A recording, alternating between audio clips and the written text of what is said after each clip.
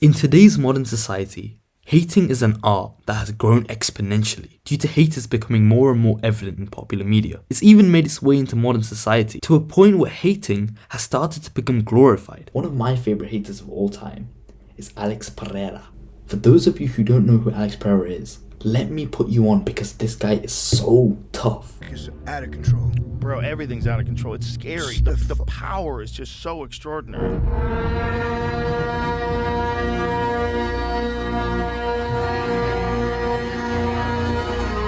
So what makes him such a master of his craft, which is hating, and MMA, but is his persistence. To all my young up and coming haters, just remember, a river doesn't break a rock because of its power, but rather due to its persistence. Alex Pereira is that kind of persistent hater. Let me give my non-UFC fans some context. Towards the start of this young man's kickboxing career, he encountered the Chinese Dragon. Yeah, don't ask why this black dude's called the Chinese Dragon. But long story short, our boy Chinese Dragon gets knocked out by Alex, and after this W, years later, Alex proceeds to quit fighting and he becomes more focused on alcohol. Meanwhile, Chinese Dragon has entered the UFC, and after many fights cementing his legacy, I'll just call him Izzy, my fault. Izzy becomes the UFC's middleweight champ, and Izzy's living a good life, right? Right until he makes the mistake of calling out Alex Pereira in an interview. But I've never ever watched any of his fights, ever. So at the end of the day, no one knows who the he is. And he's gonna be that guy when I'm world champion, when I'm a legend. He's gonna be at some pub, talking some shit about, I beat that guy one time. And for Alex, it became personal with me. Bro picks the gloves back up and gets back in the gym. And this time, he's not sticking to just kickboxing. This guy has started to train mixed martial arts because now his goal is to hunt down Izzy and regain his honor. So Alex debuts, he goes on a crazy run, and eventually he faces Izzy in the octagon for his belt and knocks him out, gets the belt, and he eventually would become the middleweight and light heavyweight champion. That is hatred. To have this much spite for the words your ex-rival in a whole other sport uttered years ago, that it causes you to quit drinking, sort your life out, and join their sport just to dominate it. Damn. But today's episode isn't about Alex Pereira. It's about another Bible character.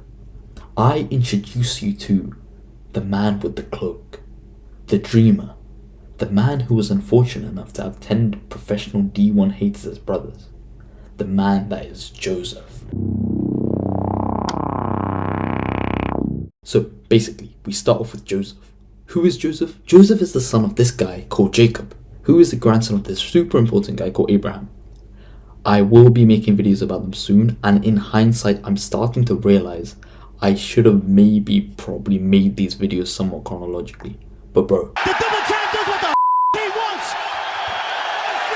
Shut your lame ass up, nigga. yeah, my fault. So Joseph has one biological younger brother called Benjamin, and 10 half-brothers who detest him. However, there is a reason for this hatred. It stems from the fact that Jacob, their dad, kind of prefers Joseph and his brother Benji more cause you just had to be there, bro.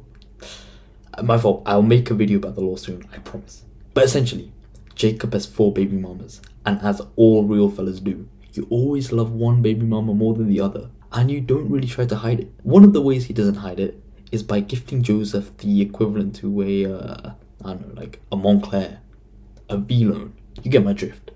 And naturally, his half-siblings are all annoyed. And this isn't it. To add to this, bear in mind that Joseph is literally the second youngest sibling. I know all my older siblings already understand what I'm pointing towards. Younger siblings are naturally very annoying for multiple reasons. Firstly, they can get away with anything, and they constantly use this advantage they have to pull off the most infuriating crash-out worthy acts that would make Jack Doherty seem like a bearable kind of individual. Secondly, unlike older siblings who have experienced the hardships of this world, younger siblings usually do not receive character building, which leads them to straight up disrespecting you. For example, Joseph used to go up to his parents in front of all his siblings and tell them how he had a dream about the sun, the moon, and 11 stars, 11 brothers, bowing down to him in front of all of them.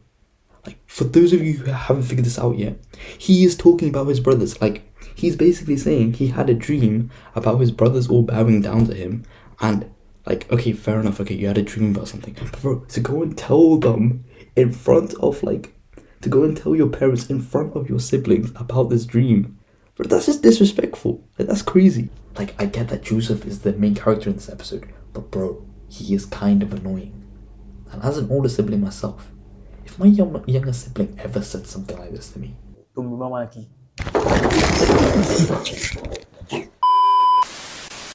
but anyway, back to the story. So, because of this, his older brothers essentially hate this man. So another thing to bear in mind is, his family are all shepherds and farmers. So while his older brothers are all in the field and farming, working hard, Joseph's unemployed younger sibling As only comes to check up on them. So basically, he only pulls up to snitch on them. Bro, this guy gets lamer every time I talk about him. But it's whatever. I mean, at least he has that. He got that shit on though. So one day, Joseph's dad is like, "Oh, it's been a while. Go and check on what your brothers are doing."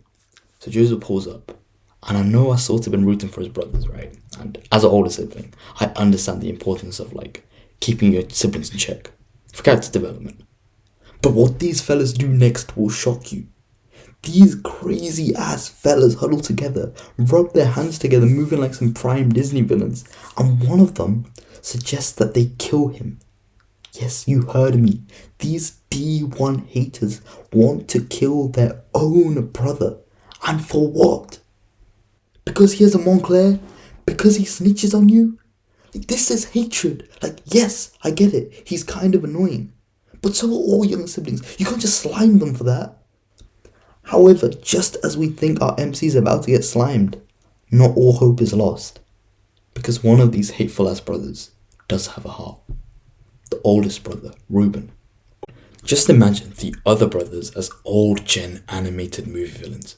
Back in the day when they were actually scary. Like we had Pitch Black, Tai Lung, Death, Mulan's villain. How many men does it take to deliver a message?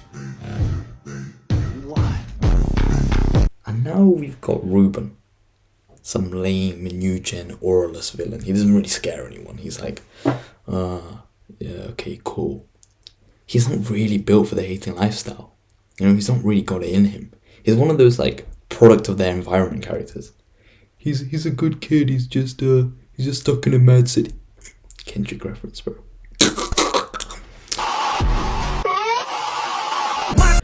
Which is why he proposes that instead of sliming their brother, they should just throw him in a ditch instead.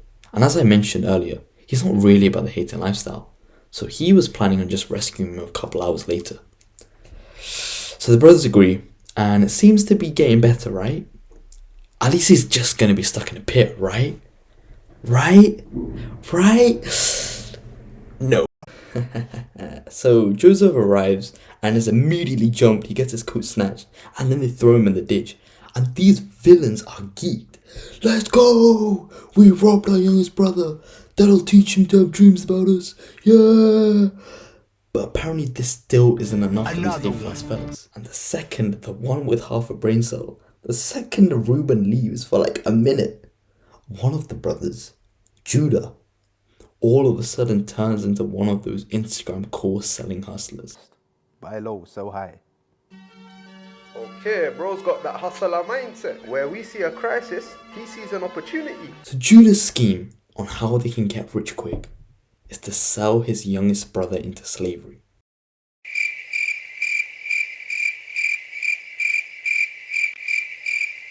Yes, you heard me right. This fella genuinely thought selling their youngest brother into slavery was a valid alternative, bro.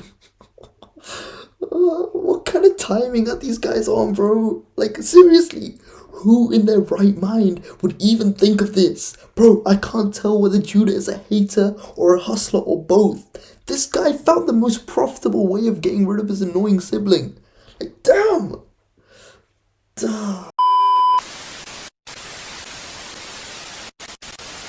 Bro, I actually can't, man. So, anyway, Joseph gets sold into slavery. But not before these haters steal his jacket. And bro, they can't even wear it anymore because it's evidence. What actually was the point of all this? They are genuinely insane. So instead, one of them has the bright idea of drenching it in blood and saying that a wild animal killed Joseph. And these heroes try their best to save him. But unfortunately, all they could recover from this freak accident was his Montclair. Unfortunately, this is where the episode ends. But part 2 will be coming next week. Stop the cap.